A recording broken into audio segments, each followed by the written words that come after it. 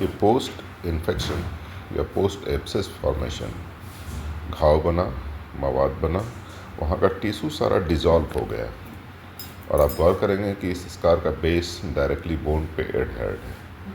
ये पॉइंट ये अटैच्ड है बोन पे। बोन और स्किन के बीच में टिश्यू, स्कार टिश्यू के बीच में कोई टिश्यू बचा हुआ नहीं है, जो कि फैट होना चाहिए था, यहाँ पे डर्मिस होना चाहिए था। अब इस स्कार का जो ओरिएंटेशन है वो अलोंग द जॉ लाइन है, तो हमें इसे इस डायरेक्शन में रिवाइज करना चाहिए या फिर इस डायरेक्शन में। आइडियली इस डायरेक्शन में करना चाहिए, लेकिन अगर उस डायरेक्शन में करने की कोशिश करते हैं तो हमें इस स्कार को 2 स्टेज में डिवाइड करना पड़ेगा, जिसमें पेशेंट का एक्सपेंडिचर बढ़ जाता है।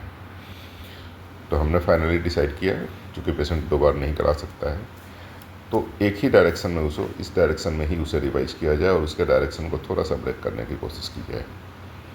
लेकिन फाइनली डिसीजन ये रहा कि उसको स्ट्रेट लाइन रिवीजन करना ही बेहतर है।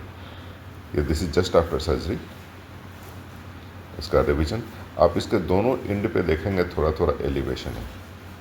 This elevation is called dog year. इसे अगर हम करेक्ट करने की कोशिश करते हैं तो स्कार की लंबाई और थोड़ी सी बढ़ जाएगी।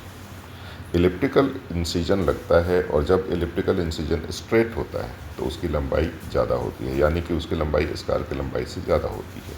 ये वो स्कार टिश्यू है जो रिमूव किया गया है। तो डॉग ईयर को हमने जैसे का तैसा छोड़ा है, उसको अंदर से मैनेज किया है ताकि वो समय के साथ फ्लैटन हो जाए।